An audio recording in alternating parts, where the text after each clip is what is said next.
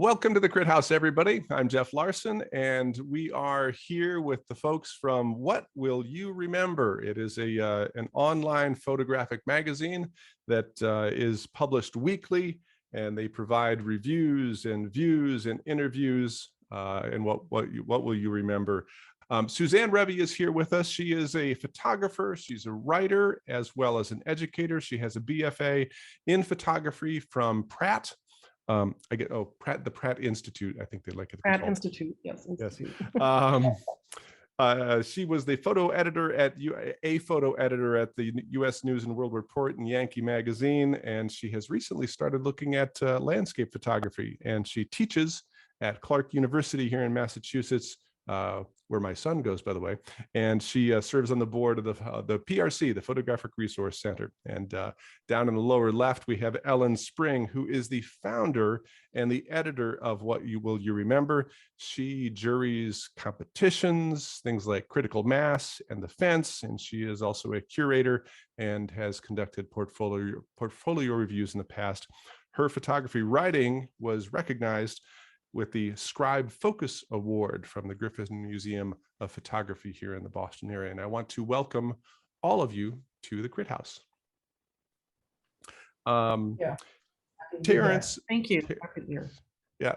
Sorry, that was a little clunky. I'm going to edit that out later on. So Terrence Terry is with us here. He is in Pasadena, California. He is a graphic designer by trade, and he came to us through our website by registering. And he mentioned when he registered to participate in the Crit House that he gets feedback from friends and social media, but he does not get a lot of objective input on his photography. So Terry, can you tell us a little bit about yourself and your photography, and maybe what it is you're looking for in a review? Wow, where do I begin? When I was about 8 years old, I showed interest in photography with my mom.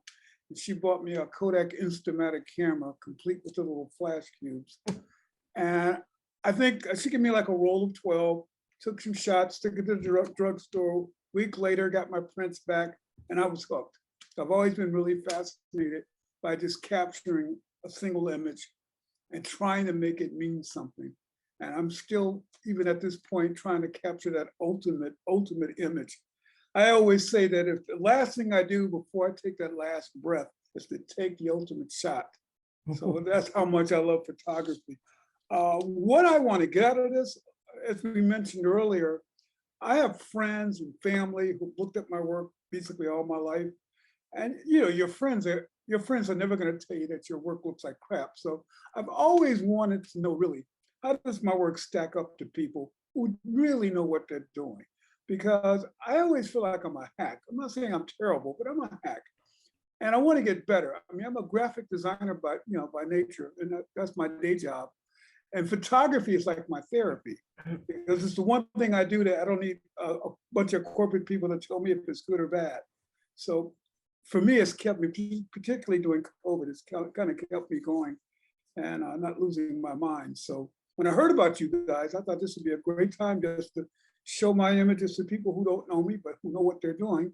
And my goal is just to get better. I mean, isn't that what we all want to do? Get better? Well, Terry, that's a perfect summary, and we've been looking at your images, and you can certainly see the graphic designer in you from the images. I'll turn it over to the experts. Suzanne, Ellen, what's your initial thought for Terry? Well, I think when Ellen and I actually talked about the work a little bit before, and the one thing that I find difficult, I'm interested in your intention, and now we know you're trying to get better. What I think is missing in the work is really who you are. And I think maybe it's because it looks like you sort of shoot in lots of different ways. You've got color, you've got sort of graphic architecture, there's one street picture. There's a few things that look quite commercial. I mean, the musicians, is that number 9? Right. And I'm just curious about who you are. There are several here that feel a little generic. I mean, as lovely as the dandelion is, it's a little, it could be a stock picture, right? And I just think you need to dig in a little deeper into yourself and maybe find,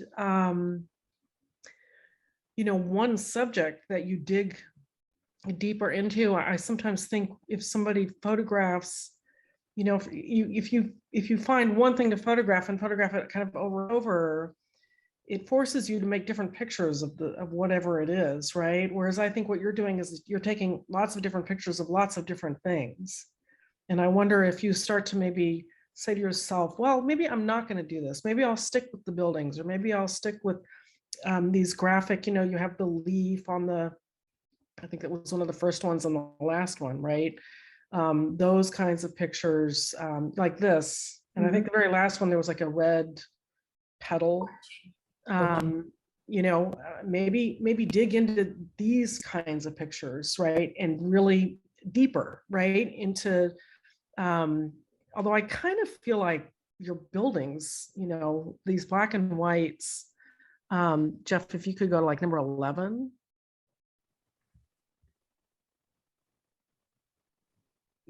Something going on here. Yeah. And what's the one before it? I'd be interested to see. This one's a little bit more, the graphic designer, it seems more obvious to me here. But there's something a little more, there's the psychological space that you can enter that alley of the one that's number 11. Even number 12, which is graphic, but a little, but it's color as well, although it looks like you've I desaturated it a little bit, yeah. That one, it's got some, I love that kind of light. This is sort of evocative light. It's a little cinematic, it's a little, but I think I would think about, adding some mood, getting a little bit more mood in your pictures and who you are. Yeah. Ellen? I would ask this, Terry. What thrills you? Which of these pictures are you the most satisfied with? Wow, that's a very good question, because first of all, when I picked these images, it was really difficult because I have a lot of images. Yeah. So I was trying to show a little bit of everything because I shoot a little bit of everything. But the thing I noticed that I like a lot, and that has to do a lot with graphic designers, I like the black and white architectural shots. I like the leading lines and how it makes you look in certain directions. But well, you do have a terrific sense of composition. All of them are composed very well. But from my point of view, I think that your architectural ones are the most exciting. Yeah, to me, they are. And a lot of these were really taken, like that's the Space Needle in Seattle.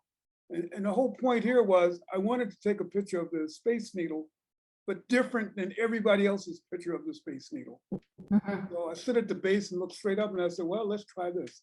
But a lot of these, like some of the ones we showed early, like the alley, I was in Fort Worth, Texas about 5 years ago, and I was just walking through the downtown area and just passed by an alley and just took, and this was with an iPhone, took this with my iPhone. So I just see stuff and go, wow, that looks cool. But I like doing macros. So I really, the last couple of months, I've been shooting a lot of macro shots too. Like I got a drip coffee.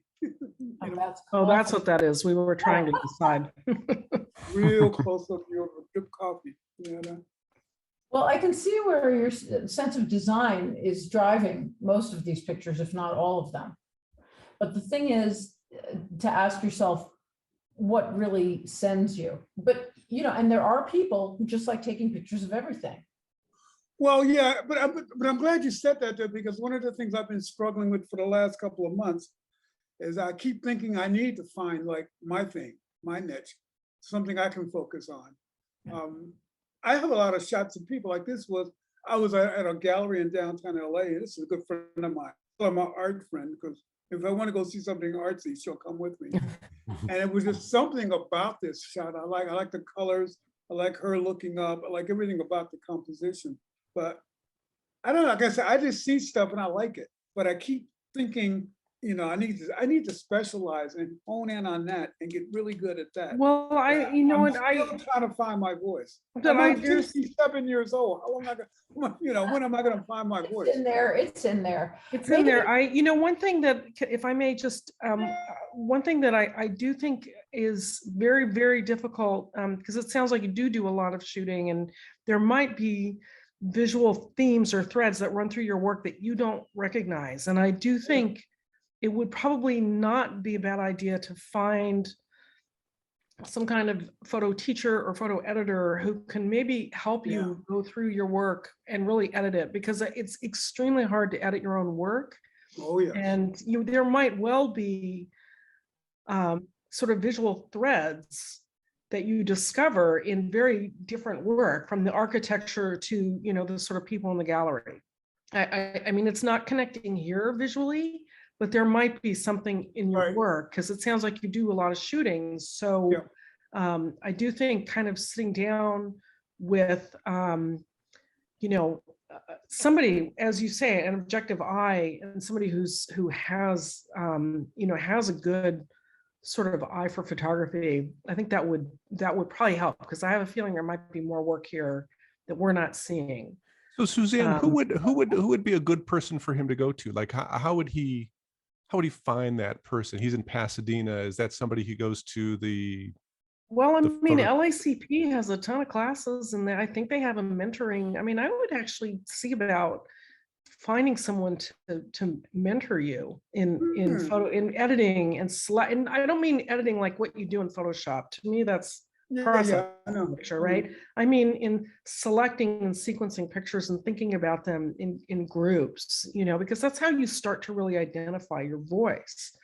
And I would think, LACP is in your area. There is a Pasadena group, I want to say, that I feel like I've come across. It's Pasadena. Yeah, I'm in the Pasadena. Yeah, I'm in that group. Oh, okay. I think Debbie Erlock, I think, is. At any rate, I would reach out to some of those nonprofits and see if. Also, the LACP does have the classes in editing and sequencing and stuff like that. And you do have a lot of work. But what maybe I would suggest you try as an exercise to start, take those black and whites of these very dynamic graphic photographs and start there. Maybe even just start in black and white, and then explore, in addition to your framing and composition, which is excellent, start taking macros of that, or different times of day of those things. So they're not all flat. Go in deep to the architecture. Get some sunrise, sunset, or the raking light that comes across, at different times of day, high contrast, low contrast, and just.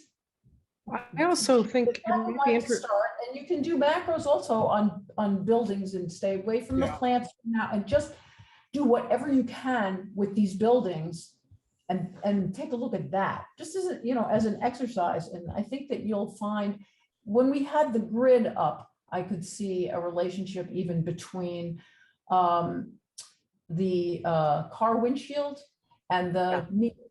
And the needle, the windshield and the needle. So, and they're both, I mean, the windshield, which number is it? I know it's color, but it really shares so much with that needle. You see what I mean, Terry? Yeah. Okay, so you can build relationships there, but I wouldn't start with your macro work. If you're going to talk to somebody who can take a look at all of your work and start to find threads that are common, that might take you in one direction. But before or even simultaneously, what you might do is take this work of yours that's very strong, that you really like, and try all the different things that you tried with other stuff with that genre. Terry, what do you enjoy shooting? Like, do you enjoy taking these images, walking around Pasadena or Los Angeles, wherever you are, looking at the buildings and the light? Is that what gives you pleasure, or is it just all of it? It's kind of sort of all of it. Like the image you're looking at right now, I call it a happy accident. I was driving down Hill Street here in LA, downtown LA, and I opened up my sunroof and stuck my camera out of the window, out of the sunroof, and just shot it. Oh, I love that. Yeah. So But you know what it shares? It shares a sense of the dynamic line and composition that is very common to your other work. well, we know, but I saw that when I was driving. I kept thinking, that's a shot. Yep. Yeah. But I'm in traffic and, how do I capture this? So, yeah. Well, there's Yeah, also yeah. there's also There this is. benefit, isn't there, of putting a restriction on what you're shooting, it's almost like if you just have one camera and one lens, that restriction helps you have some consistency and be able to focus your eye. It seems like that's the kind of thing, Terry, that would benefit if you say, okay, this is my project. I'm going to try to focus on this. And whether it's, I don't know, like whether it's the macros or I do like the idea of what you've shot on the buildings here too. Yeah. Seems like that kind of restriction would be good. Yeah, I thought about doing that. Like I have a day, well, today I'm only going to shoot with a 50 millimeter, or like the one with the little pink flower with the orange like sunset. I think it's number 14. I had just got an 85 millimeter lens. I went into the alley behind my house and shot that at sunset. It was the first image I took with this lens, and I kept thinking I want to do something special to show the depth of field.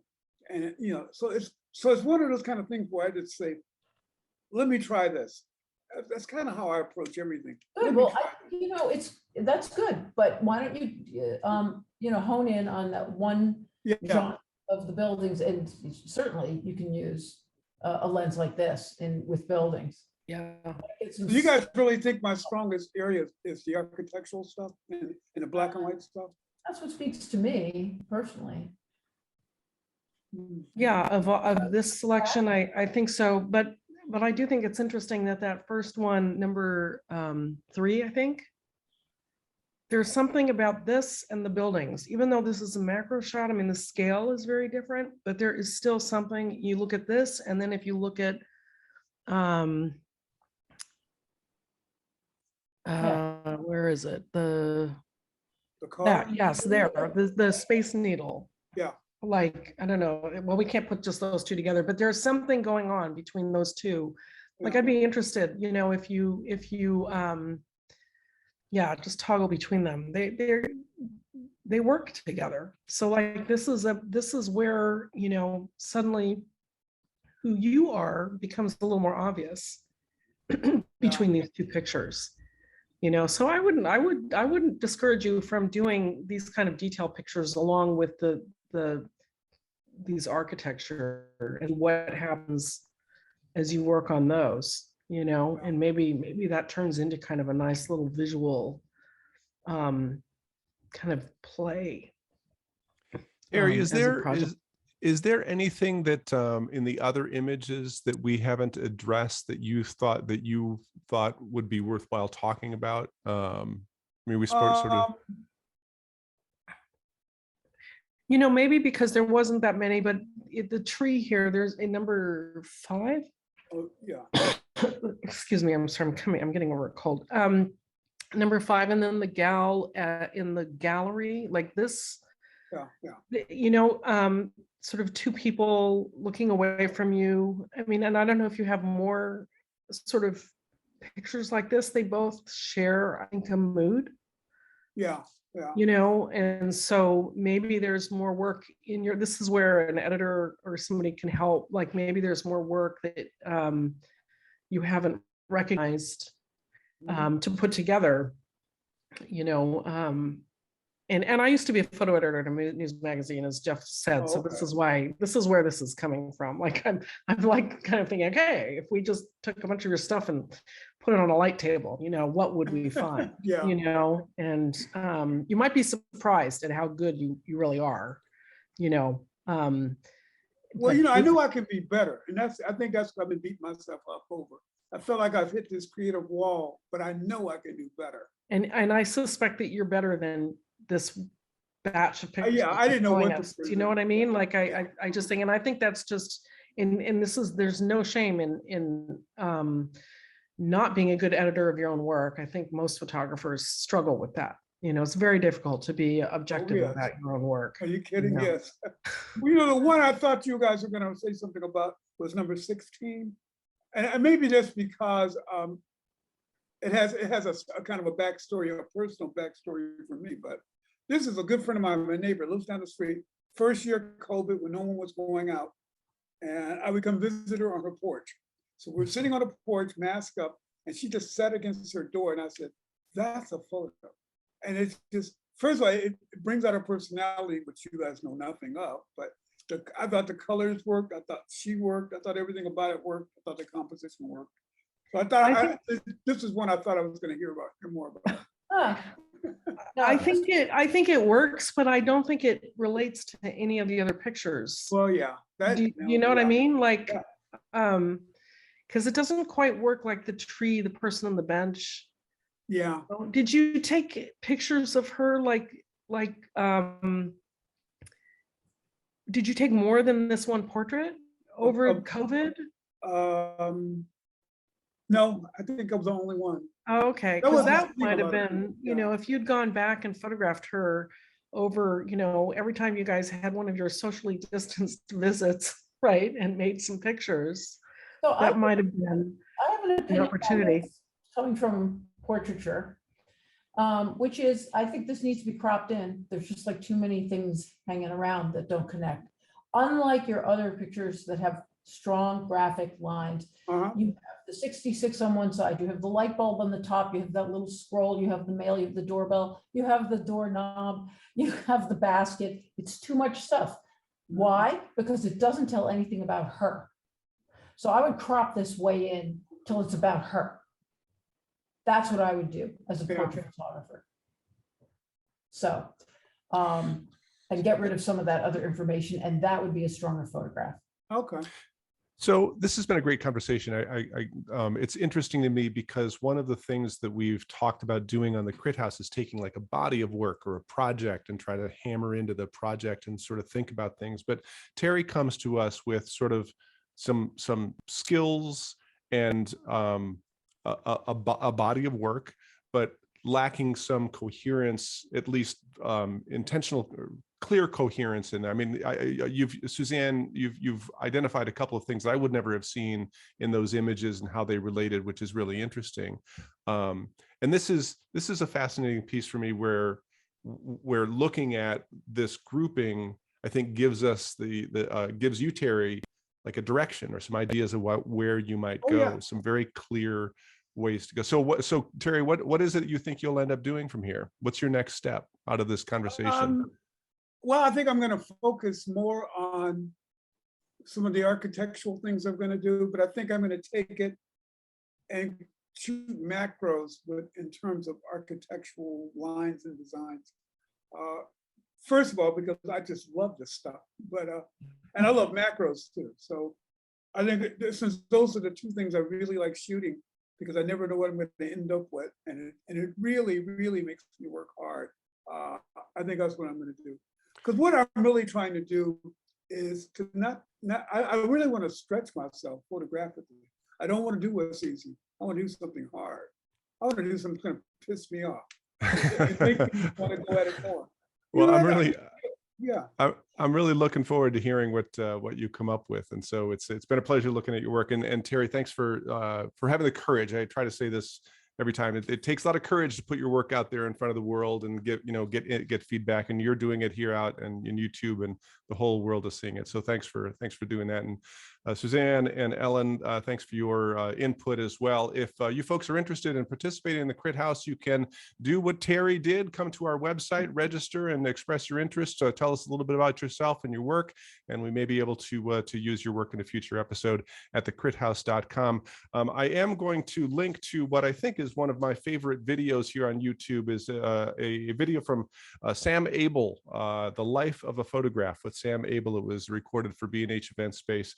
Really, one of the Sam Abel's one of the great educators in my mind. I've only seen him on YouTube, but it's definitely worth your while to give a watch to Sam. Smart guy. And thank you so much for watching the Crit House.